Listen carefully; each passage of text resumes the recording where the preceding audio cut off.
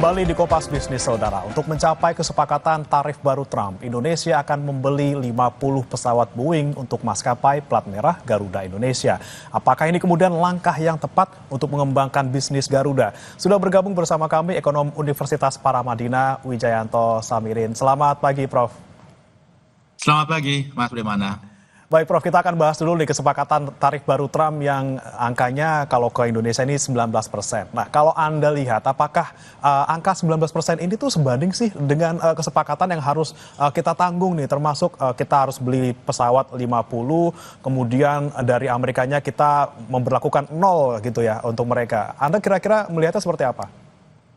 Ya, dari 32 ke 19% atau turun 13% itu harus diakui itu sebagai satu kinerja bagus ya, satu achievement. Tapi kita juga harus lihat Vietnam yang sudah deal lebih dulu itu turun dari 46 ke 20%, jadi turun 26%.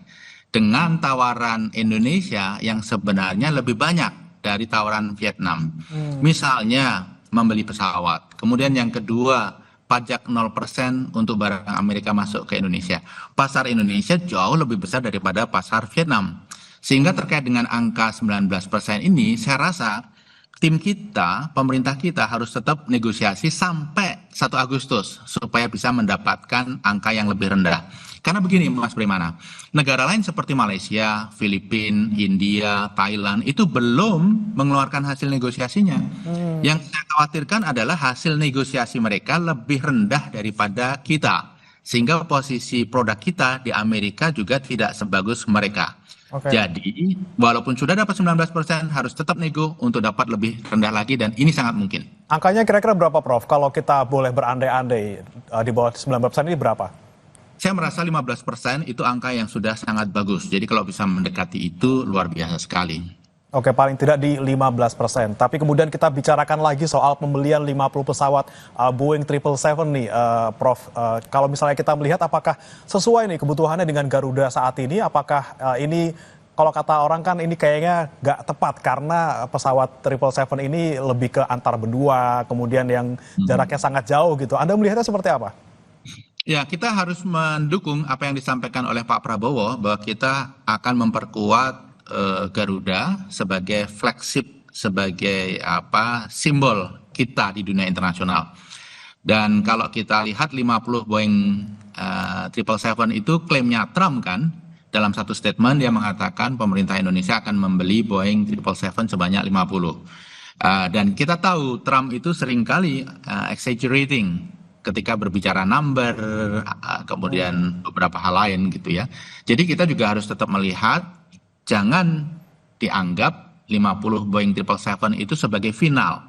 Kita harus terus melakukan negosiasi. Dan begini, kalau kita ingin membantu Garuda, tentunya dengan sesuatu yang dibutuhkan oleh Garuda. Kalau Garuda, ini analisis saya, dikasih 50 Boeing 777, justru keuangannya akan makin terpuruk. Kenapa? Karena Garuda ini pasarnya adalah domestik, pasarnya adalah regional. Yang dibutuhkan 737. Kalaupun ingin yang berbadan lebar, mungkin 787 supaya lebih bisa compete di penerbangan jarak jauh. 777 itu adalah produk yang sebenarnya sudah tua, dimodifikasi, tapi tetap jauh kalah dibandingkan 787 dari sisi efisiensi dan kenyamanan. Jauh kalah dibandingkan Airbus A350 atau A330neo. Jadi kalau Garuda dikasih Boeing 777 artinya dipaksa untuk compete di penerbangan jarak jauh internasional, akan sulit bagi Garuda untuk bisa berkompet melawan Singapore Airlines, Turkish, Qatar, dan lain sebagainya. Jadi saya melihat ini masih belum final, seperti statement Garuda sendiri bahwa belum final, masih dilakukan need analysis. Saya usul harus fleksibel, jangan sampai kita mengeluarkan statement yang mengikat gitu ya, tentang jenis pesawat, tentang periode, dan mohon maaf Mas Brimana, ini kan kita ada kontrak dengan supplier pesawat kita di masa lalu, utang, leasing, ini kan pasti ada klausul-klausulnya. Biasanya kalau kita melakukan deal dengan pihak lain, membeli pesawat yang sejenis, ada punishment, ada penalti, atau harus melunasi. Jadi itu juga harus kita lihat. Jangan sampai kita melakukan aksi, kemudian kita di-sue oleh pihak lain di kemudian hari. Jadi ini belum final, Mas. Setuju dengan apa yang disampaikan Pak Prabowo, tapi detailnya harus kita kawal dengan baik. Oke, detailnya mungkin kalau kita lihat masuk akalnya campuran gitu ya Prof ya. Mungkin ada yang 777, ada yang 737, ada yang 787. Seperti apa menurut Anda Prof? Kita harus diversifikasi yang kita beli atau sebenarnya nggak usah beli sama sekali deh, atau misalnya kita beli merek lain deh, kira-kira gimana Prof? Saya rasa kalau membeli pesawat memang harus membeli. Karena Garuda sendiri sebelum negosiasi Trump dan pemerintah ini juga sudah punya rencana untuk membeli pesawat. Hanya memang jenis pesawat seperti apa yang akhirnya akan dibeli itu harus disesuaikan dengan kebutuhan Garuda. Jadi dalam situasi seperti ini Garuda kita kasih kesempatan untuk menyampaikan juga pandangannya. Jadi apa yang kita berikan itu harus sesuai dengan ukuran badan Garuda. Ibarat ngasih baju itu yang pas dengan badannya sehingga enak dipakai. Oke, kemudian Prof, ketika kita bicara kemampuan finansial dari Garuda sendiri, sebenarnya mampu nggak sih untuk membeli 50 pesawat Boeing? Dan kalaupun misalnya mampu gitu ya, ketika mereka sudah beli 50 pesawat Boeing 777 misalnya, apakah kemudian berikutnya akan mereka terbebani misalnya dengan operasional yang tinggi, kemudian permintaan dan penawaran yang mungkin nggak ketemu gitu ya, yang butuhnya apa, yang kita punya apa. Seperti apa Anda melihatnya Prof? Kalau dipaksakan Garuda mengelola 50 Boeing 777, kondisi keuangannya akan makin buruk dan bahkan bisa berujung pada kebangkrutan. Karena kalau kita present value kan ya harga 50 Boeing 777 itu sekitar hampir 250 hingga 300 triliun begitu. Dan Garuda sudah di bawah Danantara. Apakah Danantara ada kapasitas keuangan untuk membantu melakukan injeksi capital atau shareholder loan gitu ya? Saya rasa tidak. Jadi kembali harus diatur jenis pesawatnya, kemudian periodenya. Kalau membeli 50 pesawat, variannya sesuai kebutuhan, kemudian periodenya 20 tahun ke depan, itu sangat masuk akal. Karena memang fleetnya Garuda kan banyak yang sudah usang juga yang harus diganti. Oke, kemudian Prof, kalau Anda melihat tadi Anda sempat sebutkan juga ketika kita misalnya terpaksa membeli misalnya 50 pesawat 777 gitu ya, kemudian kita harus bersaing dengan maskapai lain yang sudah mainnya jauh gitu ya, kalau untuk soal penerbangan jarak jauh antar benua. Anda melihatnya semakin terpurukkah Garuda ketika harus bersaing dengan maskapai yang sudah lebih, dalam tanda kutip ini, lebih jauh lah terbangnya untuk ke penerbangan jarak jauh? Kalau kita ingin bermain di level long haul, bersaing dengan Singapore Airlines, Qatar, Turkish, dan kita Garuda dilengkapi dengan Boeing 777, saya bisa katakan sayonara buat Garuda. Akan sulit untuk bisa survive. Yang pertama, saingannya punya brand lebih bagus. Kemudian yang kedua, saingannya punya pesawat yang jauh lebih efisien. 787 itu jauh lebih efisien, lebih nyaman daripada 777 karena teknologi dan lain sebagainya. Jadi kita harus pikirkan ulang betul kalau kita ingin dorong Garuda bertempur di level global, ya kita kasih amunisi dan senjata yang sesuai dengan kebutuhan yang memenuhi syarat. Jadi saya ingin sampaikan lagi. Kalau dipaksakan Garuda mengelola Boeing 777-50 dalam waktu dekat, ini akan mendorong Garuda pada kebangkrutan. Sulit sekali menyelamatkan Garuda. Oke Prof, ini kan sekali lagi kita lihat kinerja dari PT Garuda Indonesia secara keuangan ini masih rugi bersih. Kemudian ada wacana 50 pesawat Boeing 777 yang akan dibeli gitu ya, yang terpaksa mungkin kalau misalnya Garuda bilang 2/3 untuk domestik, kemudian yang 1/3 ini untuk internasional.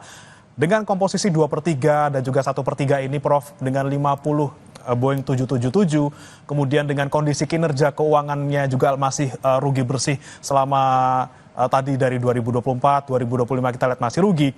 Berarti kebangkrutan itu bisa dilihat di depan mata, sudah pasti ini Prof?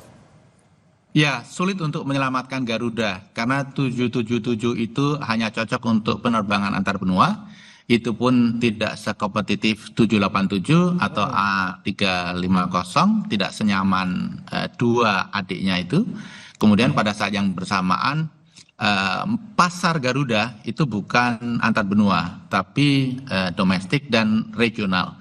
Oke. Dan domestik dan regional itu yang diperlukan adalah 737. Oke, tapi kalau dipaksakan gitu Prof, 777 ini untuk regional, apakah memang itu sangat berpengaruh terhadap efisiensi biaya ataupun kos yang harus dikeluarkan?